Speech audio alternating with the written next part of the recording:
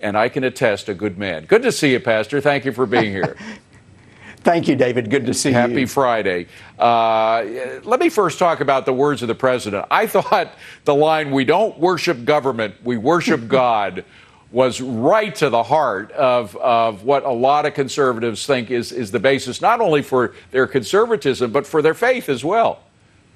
Well, that's exactly right. And, you know, he said that same thing at a rally we had at the Kennedy Center, a religious liberty rally. And the president was our guest speaker. And he said the same thing. It got the biggest applause of the entire evening. And look, David, this president has become the most faith-friendly president in history. And what is interesting is, after 2 years of the Mueller witch hunt and an attempted coup against our government, his approval rating has not changed among evangelicals. At 70+%. They believe in this president. And this coming Thursday, I'm going to be at the White House with some other leaders with the president to acknowledge the National Day of Prayer. But we're also there to show our support for this great president and what he's done for the Christian faith. You know, talk is cheap. And there have been a number of conservatives, conservative presidents, some of whom I've had great admiration for, who talk a lot about Christian issues, but don't actually carry through in terms of whether it's legislation or executive orders or so forth.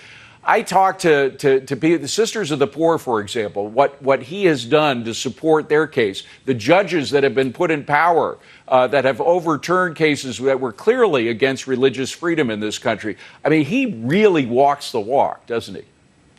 He does. He is the most pro-life, pro-religious liberty, pro-conservative judiciary of any president. And, you know, as a real estate guy, he's very transactional. He has in his mind the commitments that he made to evangelicals, and he's checked them off one by one, and he's exceeded those expectations. Are you surprised? I mean, again, there are others like G.W. Bush who were very open about how important God was to them in their role as being president. Perhaps didn't do as much as this president did. Are you surprised at how much he's done?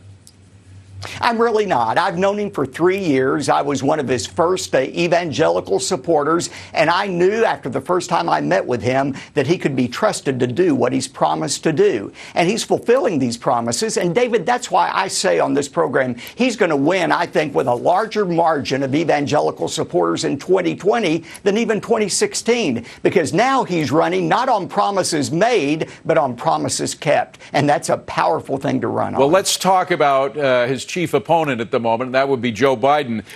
Joe Biden has said that 2020, and I'm quoting here, is a battle for the soul of the nation. Now, it's kind of amorphous, what he means by the soul of the nation. It's undefined. Do you find too much ambiguity there?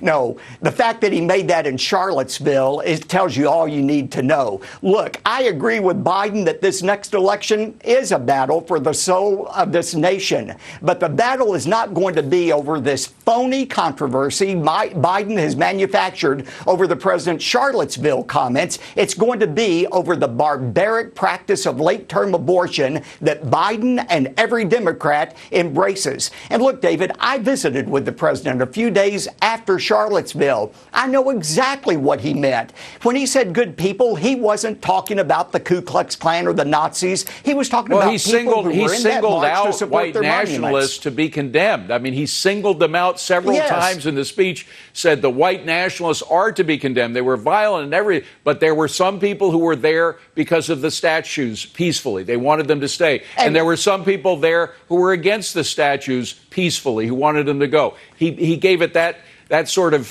duality that is apparently too complex for the press. Let me just switch, because we don't have much time, to the issue of Christians being killed, because it's not only the unborn, it's the born who are getting killed in record numbers. The number of Christians getting killed, 345 every month worldwide, 4,136 Christians killed in 2018, and it looks like that number is going to increase in 2019.